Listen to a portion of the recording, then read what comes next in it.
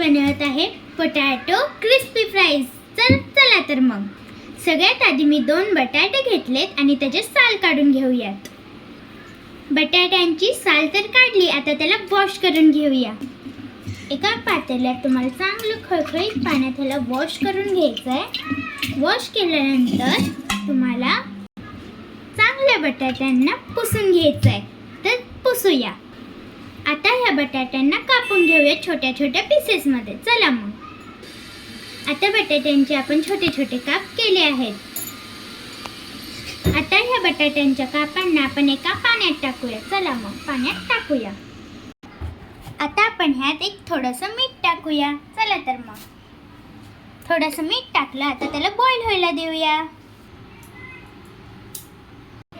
ते बॉईल होत आहे तोपर्यंत आपण कोथिंबीरला कापून घेऊया. कोथिंबीर कशी एकदम बारीक कापून घ्यायची बरं का. आणि त्याला आता एका प्लेटमध्ये ठेवूया. ते बॉईल होते तोपर्यंत आपण त्याच्यावरचे मसाले काढूया. तर पहिला मसाला आमचूर पावडर, थोडंसं आमचूर पावडर काढल्यानंतर थोडीशी धना पावडर, स्वादानुसार लाल तिखट, स्वादानुसार नमक. आता आपले बटाटे शिजून झालेत. आता सगळं पाणी आपण काढून घेऊया. आपण सगळं पाणी या कढईत काढून घेतलंय आणि हे आपले बटाटे जे शिजले आहेत. आता आपण बटाट्याला मॅश करून घेऊया. बटाटा आपला आता चांगला मॅश झालाय. आता त्यामध्ये सगळ्यात मेन इन्ग्रेडियंट म्हणजेच की कॉर्नफ्लॉवर. आता मी ह्यामध्ये 3 चम्मच टाकते. तुम्ही तुमच्या हिशोबाने, तुमच्या बटाट्याच्या हिशोबाने तुम्ही कॉर्नफ्लॉवर टाका. आपण ह्यात कॉर्नफ्लॉवर टाकले. आता चांगलं ह्याला मॅश करून घेऊया.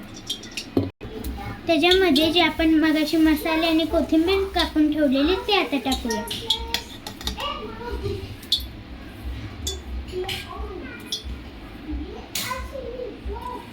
आता ह्याला चांगलं मॅश करून घेऊया. मळून झाल्यानंतर त्याचा एक चांगला गोळा करून घ्यायचा आहे. तुम्ही ह्याला कुठलेही शेप देऊ शकता, जसं की स्माइली शेप, स्टिक शेप आणि सर्कल शेप अल्सो. आता आपण ह्याला तळून घेऊया. चला तर मग. पण तळण्यासाठी कधीही तुम्ही रिस्क घेऊ नका. तुम्ही तुमच्या पॅरेंट्ससोबत ह्याला फ्राय करून घ्या, पण तुम्ही नाही, फक्त आणि फक्त तुमची मम्मी. ओके.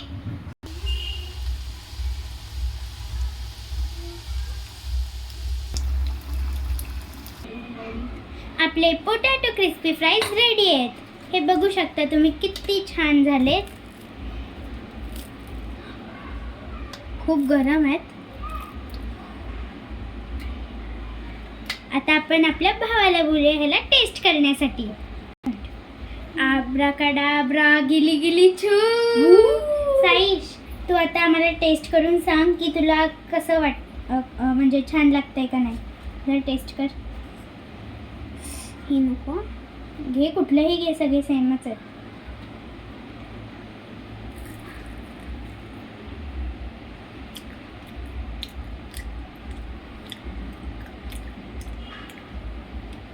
एवढं मस्त आहे, सांगू नाही शकत. खरंच थँक्यू.